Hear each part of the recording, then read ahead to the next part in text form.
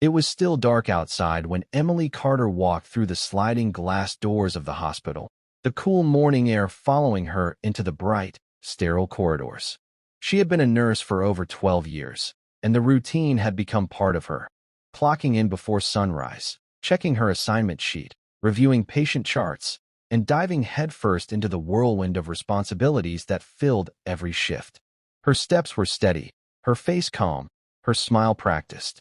She had long ago learned to carry both compassion and composure, to stay gentle with her patients while keeping herself guarded enough to survive the emotional weight of the job. She believed she knew her purpose, that every drop of exhaustion was worth it because she was helping people. But that belief would be shaken to its core by something waiting for her in her locker. A single envelope, unremarkable in appearance but powerful enough to change the course of her life. Her name was written across the front in handwriting that was uneven but deliberate. She recognized it instantly. Thomas Green. She had cared for him months earlier. A quiet man in his 70s who spoke in soft, thoughtful tones. A retired teacher with an air of dignity even in illness. He had been admitted for pneumonia, his body frail but his mind still sharp. She had been his primary nurse for nearly 2 weeks. She remembered him as polite, never demanding, grateful for every small thing done for him. She thought she had done her job well for him, the same way she did for all her patients. Medications on time, vitals checked regularly, symptoms managed carefully. At least, that's what she believed. The ward was already busy. The monitors beeped in rhythmic patterns, call lights blinked along the hallway, and voices carried urgent requests from one room to another. Emily slipped the envelope into her bag. She told herself she'd read it later when she could give it her attention. Hours passed in a blur of tasks, comforting a frightened patient before surgery, adjusting in 4, responding to a sudden drop in oxygen levels in another room. It wasn't until her lunch break that she found a moment to sit in the corner of the break room, away from the noise, and open the envelope. Inside was a handwritten letter, several pages long. She began reading, expecting something warm and grateful. The first lines were exactly that. He thanked her for her professionalism, for the way she always ensured his medical needs were met. But soon the tone shifted. He wrote that while she had cared for his physical needs, he had often felt she didn't have time for his heart. He described nights when he had wanted to tell her about his late wife, about their 50 years together and the silence that had followed her passing. He wanted to share his fear of dying alone, to have someone simply sit beside him so he wouldn't feel so invisible in those long, sleepless hours. But each time he thought about speaking, she seemed too busy, her kindness delivered in quick, efficient doses before she hurried to the next patient. He wrote that he had seen her pause to talk with others, to hear their stories, and that he had watched with quiet envy. With him, he felt like a task on a checklist. He admitted he knew the hospital was busy, that nurses were overworked, and that she probably didn't even realize how she made him feel. He ended the letter by saying he forgave her long before writing it, but he hoped she would never let another patient leave feeling like he had. For some people, he wrote, the way you make them feel in those final days is the last memory they will carry into the unknown. By the time she reached the end, her hands were trembling. Her chest felt heavy, as though the words had reached inside her and pressed down on her heart. She thought of Mr. Green's calm, patient face, of the way he would thank her each time she entered the room, of how she had never stopped long enough to ask him about his life. She remembered thinking he was doing fine emotionally, that her job was to keep him alive and get him healthy enough to go home. She had been wrong. She learned from the letter that he had passed away just 2 weeks after leaving the hospital. The thought of him carrying those feelings to his final breath left her shaken. She folded the letter carefully, put it back in the envelope, and sat silently for the remainder of her break, the noise of the hospital muffled by the weight in her chest. The rest of her shift was different. Each patient she cared for felt like a reflection of his words. She noticed the sadness in their eyes, the way some of them hesitated before speaking, as though deciding whether or not she had the time to listen. That night, when she returned home, she sat on her couch in the dark, reading the letter over and over until her tears blurred the ink.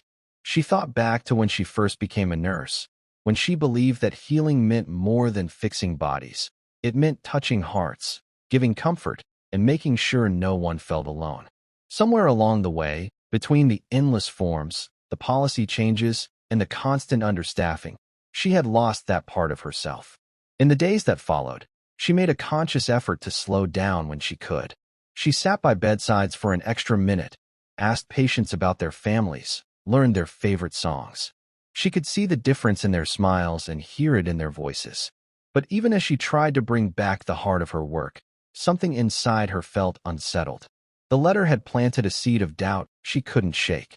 Was the hospital environment even a place where she could truly give the kind of care she believed in?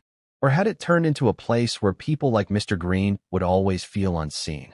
One night, after another exhausting double shift, she sat at her kitchen table staring at a blank sheet of paper. Her resignation letter. She had written and deleted it in her mind for days. Nursing had been her life for more than a decade. Walking away from it felt like losing a part of her identity. But she couldn't ignore the voice inside her, the one that whispered that if she stayed, she might keep failing the people who needed her the most. The next morning, she handed the letter to her supervisor. The woman looked up, surprised and almost hurt. "Emily, you're one of our best. Why are you doing this?" Emily's voice was steady, though her heart raced. "Because I can't keep being a nurse if I'm not giving people what they truly need." She didn't wait for the persuasion she knew would follow. She walked out of the hospital, her steps echoing in the hallway she had walked for years, the smell of antiseptic lingering in her memory. The first few weeks were hard. She woke up each morning feeling the absence of her scrubs, her ID badge, the familiar rhythm of the hospital floor. She wondered if she had made a mistake. But deep down, she knew she was searching for something different, a way to care for people without the crushing weight of time limits and endless charts. It was during a conversation with an old friend that she learned about a small community hospice center nearby. They needed volunteers, people who could sit with patients, talk to them, keep them company in their final days. There was no rush there, no checklist that dictated every second of her time. She decided to visit. The first time she walked into the hospice, she felt something she hadn't felt in years. Quiet. Not the sterile, heavy silence of a hospital, but a calm, gentle stillness. Patients were in private rooms filled with family photos, favorite blankets, and little pieces of their lives. She began spending hours there, sitting beside people who wanted to talk or simply wanted someone to be with them. She learned to listen without watching the clock, to ask questions that had nothing to do with symptoms or medication, and to simply be present. Over time, Emily began to feel whole again. She realized that what Mr. Green had given her was not just a painful truth, but a second chance. She couldn't go back and change how she had treated him, but she could make sure that no one else she cared for felt invisible. She often thought of him when she sat with a patient, imagining what he might have told her if she had given him the time. Months passed, and Emily knew she had found her place again. She wasn't working in the same way, but she was doing the work that mattered most to her, making sure people knew they were seen, heard, and valued until the very end. Nursing, she realized, wasn't about where you worked or what title you had. It was about the heart you brought into the room. And though Mr. Green's letter had made her leave the hospital, it had also led her back to the kind of nurse she had always wanted to be. In the quiet moments at the hospice, when she held someone's hand and listened to their last stories, she silently thanked him. Without meaning to, he had reminded her of the most important lesson in her profession, that sometimes the greatest healing doesn't come from medicine, but from simply making someone feel that they matter.